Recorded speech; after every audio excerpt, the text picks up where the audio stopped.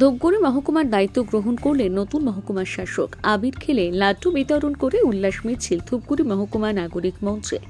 শনিবার ধূপগুড়ি ডাকবাংলো চত্বরে জড়ো হন ধূপগুড়ি মহকুমা নাগরিক মঞ্চের সদস্যরা।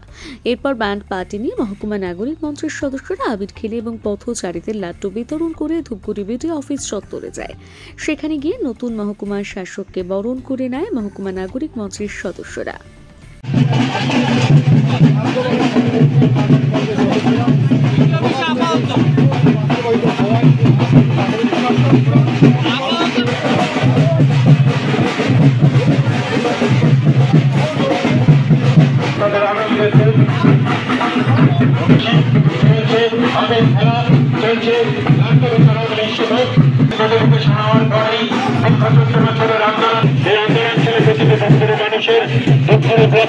মানুষের ধূপগুড়ির সাথে সাথে বানারহাট ব্লকের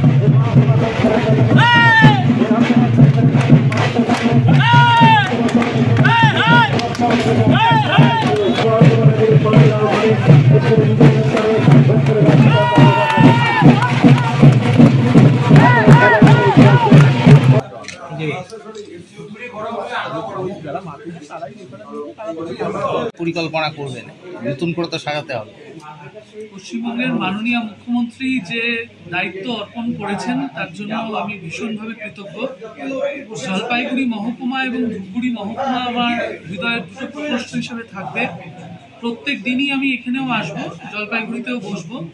সুতরাং কাজ তো আছে আমাদের সামনে অনেকটাই, এবং এই মুহূর্তে কাজ আমাদের হচ্ছে সমস্যার সমাধান। যে ক্যাম্পগুলো হচ্ছে মানুষের কাছে পৌঁছে যাওয়া এবং প্রত্যেক বাড়িতে বাড়িতে অন্তত আমরা সরকারি যে সুযোগ সুবিধাগুলো আছে, প্রকল্পগুলো, কন্যাশ্রী, রূপশ্রী প্রভৃতি যে প্রকল্পগুলো আছে, বার্ধক্য ভাতা, লক্ষ্মী ভাণ্ডার, স্বাস্থ্যসাথী, সেই প্রকল্পগুলোর সুবিধা মানুষজন পাচ্ছে কিনা, এইটা ধূপগুড়ি শহর, বানারহাট এবং ধূপগুড়ি ব্লক তিনটে ক্ষেত্রতেই আমরা একদম খুঁটিয়ে খুঁটিয়ে দেখব।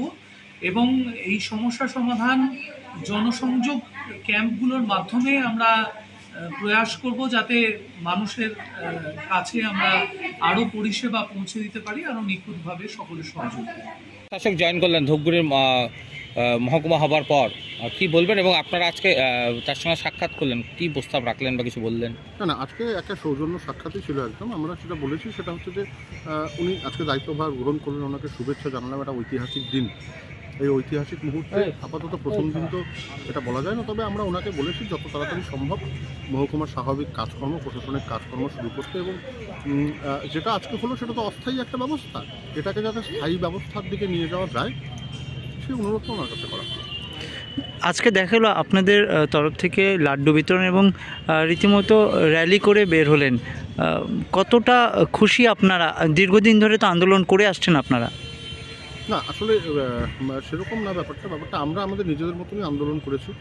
আমাদের যেটা প্রথম দিনের উদ্দেশ্য ছিল যে আমাদের আন্দোলনে যেন কোনো রাজনৈতিক রং না লাগে। হয়তো সে কারণে আমাদের ভিড়ও অনেক সময় কম ছিল। আমরা পলিটিক্যালি কারেক্টনেস যেটাকে বলে, রাজনৈতিক বাধ্যবাধকতা আমাদের মধ্যে ছিল না। তবে শেষ পর্যন্ত আমরা অরাজনৈতিক আন্দোলন রাখতে পেরেছিলাম। এবং আজকের আমাদের যে আনন্দ, আজকে যে উল্লাস, সেটাও একেবারে রাজনৈতিক নিরপেক্ষভাবে স্বাভাবিক ধূপগুড়ি মানুষের আনন্দ উচ্ছ্বাস আমরা করেছি। আপনার নাম, পরিচয়? আমার নাম সপ্তর্ষি সরকার, ধূপগুড়ি মহকুমা নাগরিক মঞ্চের সহ সম্পাদক।